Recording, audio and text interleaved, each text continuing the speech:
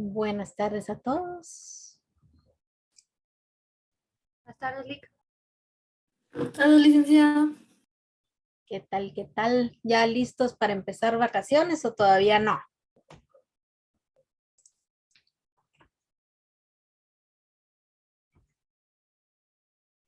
Vamos a abrir aquí, permítanme, estoy. Les voy a pedir favor que tengamos nuestras hojas de texto a la mano en la página 29, si no estoy mal, que tengo yo en este archivo, no sé qué página estará el de ustedes. Tenemos los nuevos temas que vamos a trabajar el día de hoy y necesito que tengan la teoría a la mano para evitar que yo esté cambiando constantemente las pantallas y podamos trabajar directamente en el archivo de Excel y después podamos ir viendo junto con la teoría. Fíjense que el sistema de EDUSA otra vez no quiere funcionar. Entonces se me hace que no voy a poder tomar la asistencia el día de hoy. Voy a compartir en pantalla ahorita el archivo. Permítanme un segundo.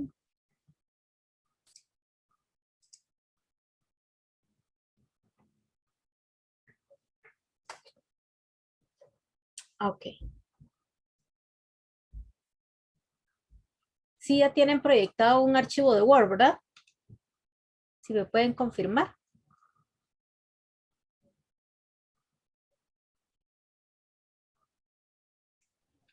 ¿Tiene que se ve el documento? Ok. Bueno, entonces los temas que vamos a tratar el día de hoy es iniciando la teoría y la práctica de lo que es álgebra y factorización. Vamos a ver un poquito ahorita de teoría y después vamos a ir a la práctica, específicamente a la factorización para que posterior empecemos ya a ver directamente ejercicios de álgebra. Y estos temas es una continuación de todos los anteriores que hemos estado viendo. O sea, ya empezamos a mezclarlos todos. Va a haber sumas, restas, multiplicaciones, divisiones, fracciones, potencias, raíces, que si ustedes todavía tienen alguna duda o alguna incógnita en cuanto a esos temas, pues vale la pena que lo vuelvan a repasar, que lo vuelvan a estudiar y que cualquier duda o consulta me lo hagan saber porque ya aquí ya vamos a empezar a tener esa mezcla ahondado al tema de factorización. Dice, álgebra es una rama de la matemática que se encarga del estudio de la cantidad en su expresión más general, representada por medio de números y letras. En álgebra las cantidades pueden estar representadas por números, por letras o por una combinación de ambos. La idea central de utilizar letras para la representación de una cantidad se debe a que en un momento determinado no se conoce con exactitud cuánto asciende a su monto. O sea, ahorita vamos a empezar a ver, en ejercicios anteriores teníamos las letras, las conocíamos como variables, para poder identificar y aplicar las leyes de potencia y de raíces. Sin embargo, cuando ya trabajamos en la parte de álgebra, estas letras se vuelven incógnitas, se vuelven de interrogación, porque nosotros tenemos que encontrar el valor que le corresponde a esa incógnita. Y puede ser a través de las diferentes operaciones que nosotros ya conocemos, aplicando siempre todo lo que ya hemos visto, las leyes de potencias, la radicación e incluso la factorización. ¿Qué terminología vamos a utilizar el día de hoy? En estos temas. Tenemos lo que es la fórmula algebraica. Dice que la representación por medio de letras y números de una regla o de un principio general. Por ejemplo, 1000 menos X menos Y menos Z es igual a disponibilidad. Aquí vamos a empezar a ver lo que también llamamos comúnmente ecuaciones. Vamos a tener una igualdad. ¿Qué quiere decir? Que todo lo que está de este lado de la igualdad, del lado derecho, tiene que ser exactamente igual a lo que está del lado izquierdo. Por lo tanto, nosotros tenemos que empezar a averiguar qué significan o qué valores tiene la X, la Y y la Z. Variable o incógnita. Son las cantidades desconocidas. Pueden representarse por medio de números o de letras. Usualmente se utilizan las últimas letras del abecedario, X, Y y Z. Si por algún motivo nosotros tenemos más de 3 incógnitas que resolver, pues entonces utilizaríamos la siguiente letra que le antecede a la X en el abecedario. ¿Cuál sería esa letra? A ver, díganme, ¿quién me dice qué letra es? Ay, no se sabe en el abecedario. Es la W.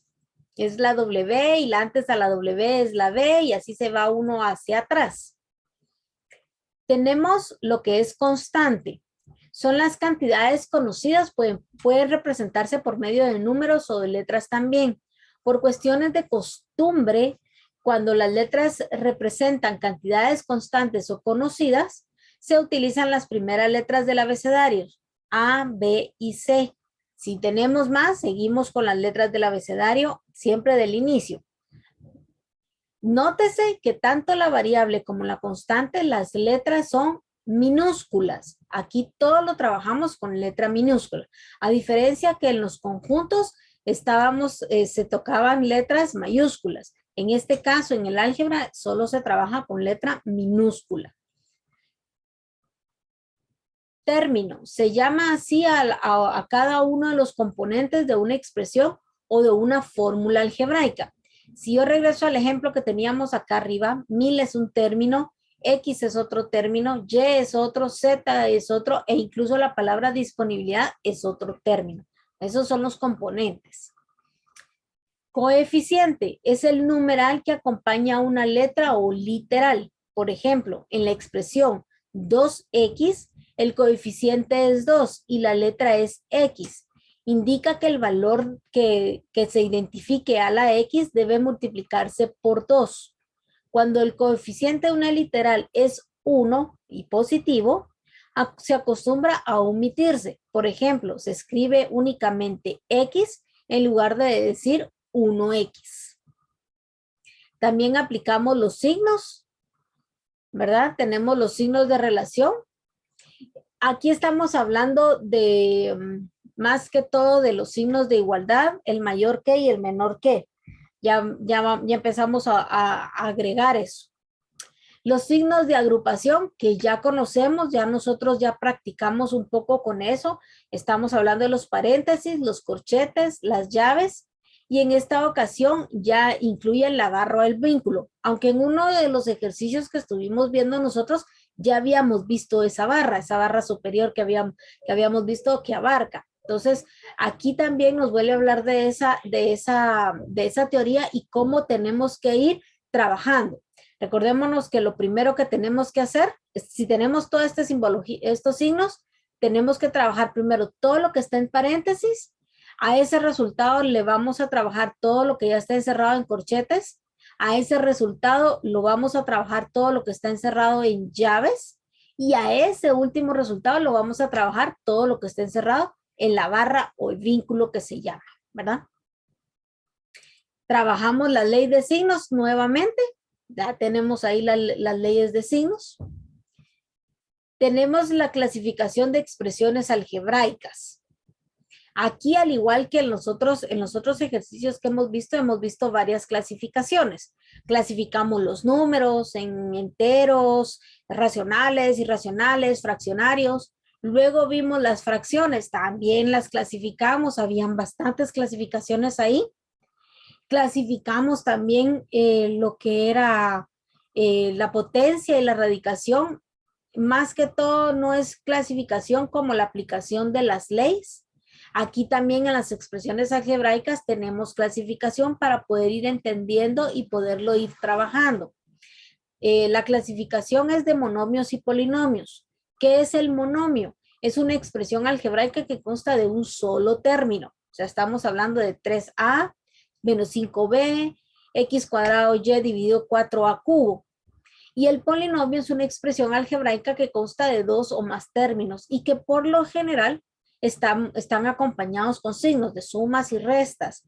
Y la otra forma de identificarlos es que están separados por una coma o por un punto y coma. Nótese que aquí tenemos 3A y tenemos una coma, menos 5B y tenemos una coma, para separar las expresiones. Entonces, por eso es que aquí solo tenemos monomios y en la parte de abajo tenemos polinomios, pero si se dan cuenta, pues tenemos los signos de suma y resta por separado.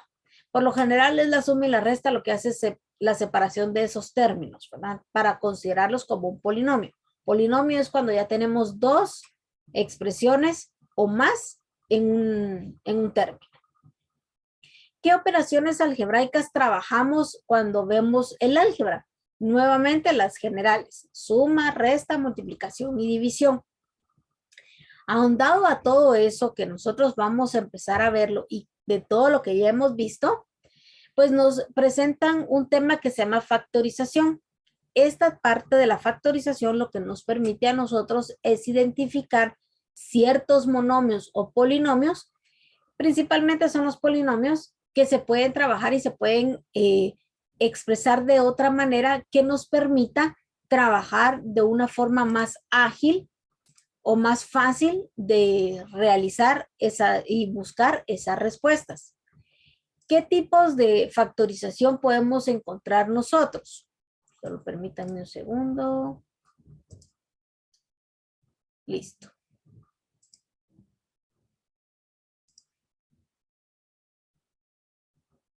Tenemos los casos más conocidos y que vamos a ver nosotros aquí en clase. Está el factor común, el trinomio cuadrado perfecto, la diferencia de cuadrados, el trinomio general, polinomio de 4 términos, cubo perfecto, suma y diferencia de cubos. Estamos hablando de 3, 6, 7 casos de factorización. Estos casos son los que nos van a venir a ayudar a nosotros a trabajar de una mejor manera. Concepto de factorización. Consiste en obtener los factores de un producto dado, o sea, el inverso a una multiplicación. Ya lo vamos a ver en la práctica. Pero ¿por qué les pedí que tengan este archivo abierto ahorita a pesar de que lo estamos leyendo?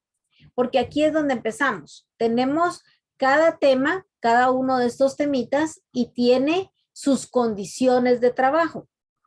¿Qué significa? Nos va a dar las herramientas para poder identificar dentro de los ejercicios que vayamos a ver qué tipo de factorización podemos aplicar. Puede ser que en algún ejercicio apliquemos 1, 2 o incluso 3 casos de factorización. Entonces, para poder identificar cuál, tenemos que tener conocimiento de estos conceptos.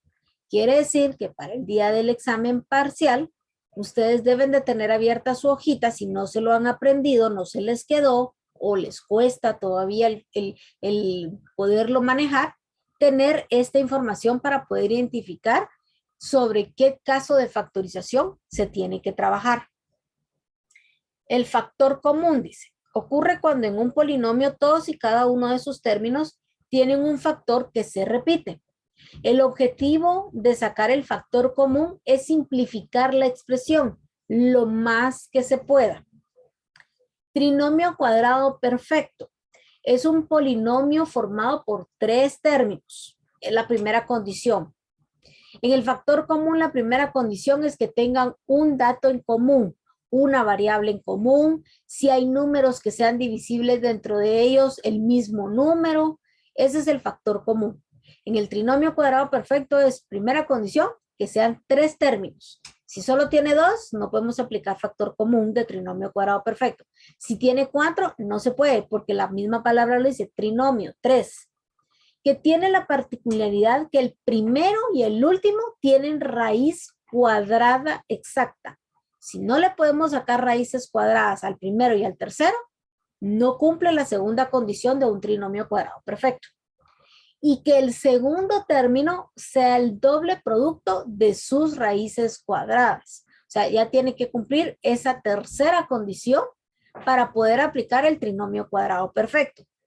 ¿Por qué aplicamos condiciones? Si nosotros tenemos este polinomio, cumple sus 3 condiciones, nosotros ya vamos a saber automáticamente cuál es la respuesta y no tenemos que hacer ninguna otra operatoria. A diferencia que si no ubicamos qué polinomio podemos aplicar, vamos a trabajar en la forma extendida, que es lo que venimos aprendiendo anteriormente. Diferencia de cuadrados, tal y como su nombre lo indica, es la diferencia de dos cantidades que están elevados a un exponente par y por lo tanto tienen raíz cuadrada exacta. No significa que tengan que ser elevados al cuadrado, pueden ser a la cuarta, a la octava, a la décima, siempre y cuando puedan tener raíz cuadrada exacta, se puede trabajar. Trinomio general, este es el más sencillito, ¿verdad? Tal y como su nombre lo indica, está compuesto por tres términos y tienen una forma general, o sea, un caso simple de trabajo. Polinomio de cuatro términos, también llamado factor común por agrupación de términos. Su resolución se logra a través de la inspección de los términos para encontrar algún factor común por parejas. Quiere decir que aquí vamos a tener cuatro términos y que en algún momento dado nosotros no vamos a poderlos, no podemos identificarlo para factorizarlo de alguna manera, pero al darnos cuenta que si nosotros aplicamos la propiedad conmutativa, en este caso la conmutativa, vamos a poder aplicar el caso del factor común. O sea, el polinomio de cuatro términos nos lleva a la factorización del primer caso, que es factor común. El cubo perfecto, generalmente compuesto por cuatro términos. Primera condición, tiene que ser de cuatro términos. Dos de ellos con raíz cúbica exacta. Y al factorizarse se puede ser reducido a un binomio cubo perfecto. Suma y diferencia de cubos. Es un binomio en donde ambos términos tienen raíz cuadrada exacta y que se están sumando o restando entre sí. Estos conceptos son los que yo necesito que tengan siempre a la mano para poder hacer los ejercicios, para poder hacer sus ejercicios que les vaya a dejar y que puedan también para aplicarlo a sus parciales. E incluso esto valdría la pena que si se lo pueden aprender hasta cierto punto como de memoria les va a ayudar porque en matemática 2 e incluso en estadística 1 se aplican este tipo de factorización. Bueno, entonces voy a dejar de compartir el archivo de Word y ese ya no lo voy a compartir y ahora voy a entrar y compartir mi archivo de Excel con los ejemplos y ejercicios que vamos a trabajar el día de hoy. Y aquí está. Entonces, si ustedes ven aquí las pestañitas, ya los tengo por separado. Y de último tenemos el ejercicio que ustedes ya van a ir a trabajar, ¿no? Si ustedes ven en este ejercicio, ya no está identificado. Aquí me faltan unos datos, ya los voy a terminar de cargar. ¿Cuál tipo de factorización debemos aplicar? Entonces ya ustedes empiezan a identificar de qué se trata. A diferencia de estos que vamos a ver que sí están separaditos. Entonces tenemos estos casos de factorización y lo vamos a hacer a través del factor común. ¿Qué quiere decir el factor común? Regresando a nuestra teoría, nos recordamos que dice que va a ser cuando tengamos un factor que se repita. ¿Qué factor se repite en este? Se repite la X. Por lo tanto, lo que ustedes tienen que hacer es extraer esa variable, esa letra que está en común con el exponente más pequeño. Con el exponente más pequeño.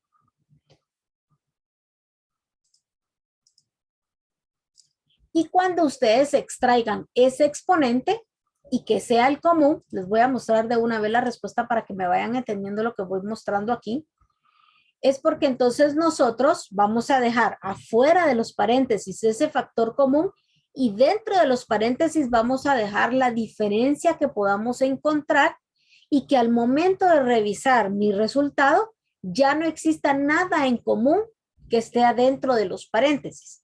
Entonces, al ver que la X es el exponente común, es el que estoy dejando afuera con mi exponente menor. ¿Cuál es el exponente menor? Este que no tiene exponente. Es un exponente elevado a la 1. ¿Y cómo obtenemos la diferencia? Empezamos a aplicar las leyes de potencia. Para encontrar la diferencia es, copiamos base y restamos exponentes. Entonces decimos, a la X que estoy dejando afuera, le voy a restar la X que tenga acá para poder saber yo entonces cuánto voy a tener acá. Entonces es 2 menos 1. Ay, me volé el 2. 2 menos 1. Entonces, al encontrar el valor, nosotros ya sabemos que la X que va a estar adentro es una X, pero siempre también con valor 1. Dentro del segundo término, si yo hago la diferencia de la X, voy a decir X elevado a la 1 menos 1. Y aquí no tengo cómo hacerlo. Se me olvida pedirle a mi sobrino que me lo ponga. Ok. 1 menos 1 y tengo la Y. La Y, como no tengo nada con qué restarlo porque no hay un factor común, simplemente la voy a copiar y la voy a dejar igual. Entonces ya tenemos mis 3 resultados. Y este se va para acá, perdón. Entonces tengo mi factor común que es la X y dentro de paréntesis voy a dejar mis respuestas. X2 elevado a la 2 menos 1 es X1 más X elevado a la 1 menos 1 es 0, por lo tanto se elimina la X y se coloca la Y cuadrada.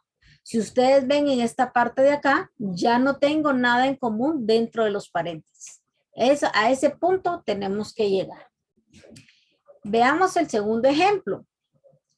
¿Qué tenemos en común entre ellos? A simple vista vemos que tengo XY en el primero, XY en el segundo, XY en el tercero.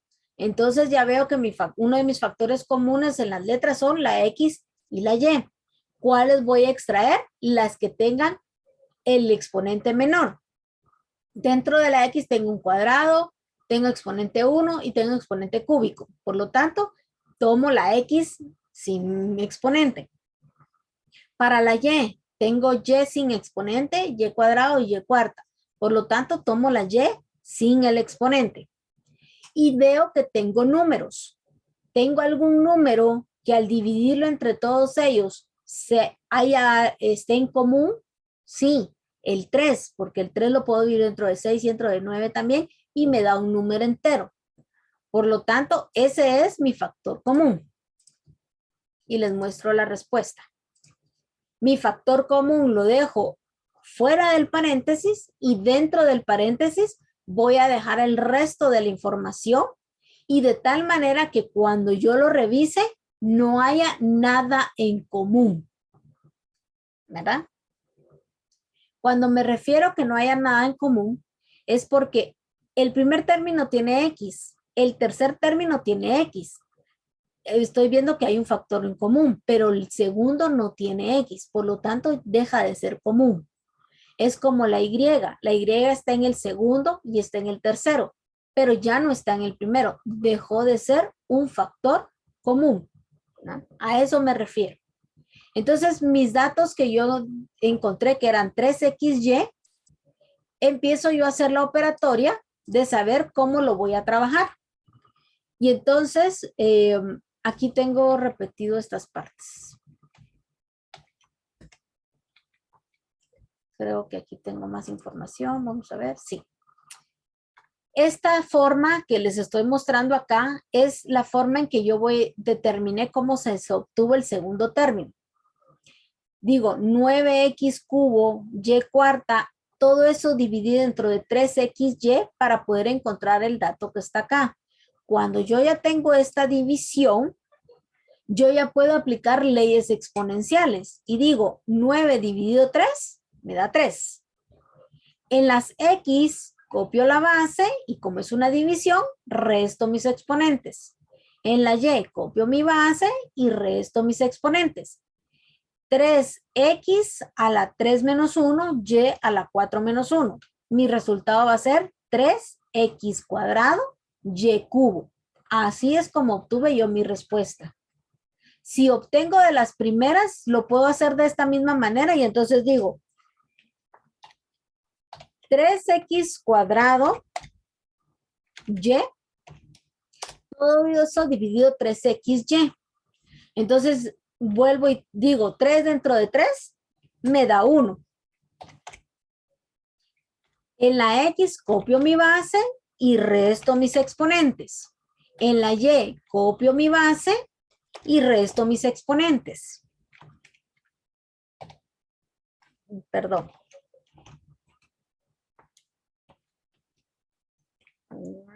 Se me desapareció. Y está el 1. Y en este era 2. Entonces, 3 dentro de 3 me va a dar 1. Desaparece y puedo ponerlo como puedo no ponerlo. En la X copio mi base, resto mis exponentes. 2 menos 1 es 1.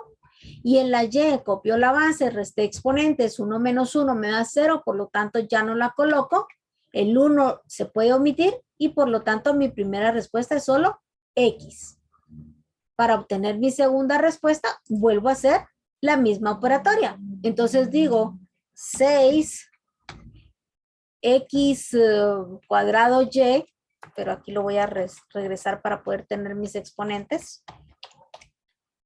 6xy cuadrado. Todo eso dividido dentro de 3xy, que es el factor en común que teníamos. Y empiezo a operarlo como lo hice anteriormente. 6 dentro de 3 me da 2. Tengo x, copio mi base y resto mis exponentes, que en este caso es 1 de cada una. En la y copio mi base y resto mis exponentes y obtengo mi resultado. 2y, porque la x con el exponente 1 menos 1 me da 0 y se elimina. Y y a la 2 menos 1 es solo y. Así es como obtenemos el resultado que tenemos acá. Hagamos el segundo. Díganme ustedes, a simple vista, ¿qué letras tenemos en común? A ver, Carla García, cuéntame. ¿Qué letras ves en común? La M y la N. Correcto. ¿Y qué exponentes tenemos de esas, las más pequeñas? La M y la N. Ajá. ¿Y qué exponentes son los más pequeños que encontramos?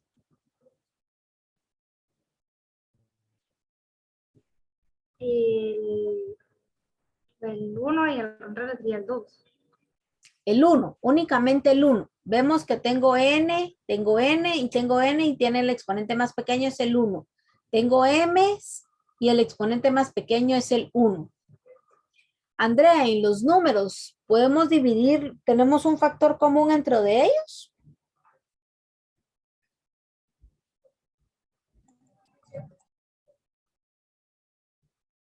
¿Cuál sería? No te escuché, perdona. Sería el 2 y el 4. El 2, sería solamente el 2. Recuérdense que lo que estamos encontrando es un dato en común, solo uno, no pueden ser todos. Si a ustedes se les dificultara en poder, que tuviéramos números más grandes acá, pues ya nosotros podemos sacar datos del MCD y en ese podemos encontrar el factor en común. ¿Cómo lo haríamos? Bueno, me voy a pasar para este lado. Los voy a cortar un poquito y voy a poner los números acá, que son 2, 4, 8 y 12. 2, 4, 8 y 12. Y nosotros ya sabemos cómo de sacar el MCD. Y el MCD, pues entonces empezamos a decir, todos tienen mitad, perfecto. Aquí es 1, aquí es 2, aquí es 4 y aquí es 6. Todos tienen mitad otra vez. Perfecto. Copiamos el 1. Aquí ahora tenemos 1. Ahora aquí tenemos 2. Y ahora aquí tenemos 3. Nuevamente puedo sacar mitad. Aquí es 1. Aquí es 1. Aquí es 1. Pero aquí no. Aquí sigo bajo a 3. Y aquí tengo tercera. Ya llegué a todos a 1. ¿En qué rango yo veo que hay un factor en común para todos? Pues es el 2. Por lo tanto, yo sé que el 2 es divisible dentro de todos. Y no puedo decir que sea el 2 por 2, 4 y el 4 por 2, 8, porque lo puedo multiplicar, que sería el 6, porque el 6 no divide al 4 ni divide al 2. Si lo hago, se vuelve un decimal. Por lo tanto, yo ya sé que mi factor en común puede ser el 2. Si yo dijera 2 por 2 y me da 4, y aquí hubiese sido solo 4, 8 y 12, bueno, entonces yo ya veo que es el 4. Esa es la forma de poder, más laboriosa de poderlo hacer, pero para aquellos que todavía no podemos hacer unas divisiones tan rápidas por la mente o no tenemos una calculadora a la par, esta es una forma de poderlo trabajar. Entonces, regresando al ejercicio, tengo que el 2 es el factor común, la m y la n es otro factor en común y lo tenemos como un dato con un exponente de número 1. Entonces, la otra forma de trabajarlo es empezar para encontrar el resultado dentro del paréntesis, es ir trabajando número por número para llegar a la respuesta que les muestro acá, que es esta. Voy a bajar un poquito la pantalla porque si no, no la miro yo. Listo. Donde mi resultado es 2mn y dentro del paréntesis ya trabajadito es 1 menos 2mn más 4n cuadrado menos 6m cuadrado. Nótese nuevamente que la m se repite solo en el segundo y cuarto término y la n se repite en el tercero y segundo, pero no se repiten en los demás. Por lo tanto, dejó de ser un factor común. Si ustedes al hacer la operatoria todavía encuentran datos que sean en común aquí adentro, quiere decir que la factorización no se hizo correctamente y se tiene que regresar y revisar. Porque la respuesta aquí no debe de haber nada en común. Ese es uno de los tips que ustedes deben de tener presente para cuando hagan sus ejercicios y den su respuesta. Verificar su respuesta, que no tenga nada de común adentro. ¿Alguna duda o pregunta de lo que llevamos?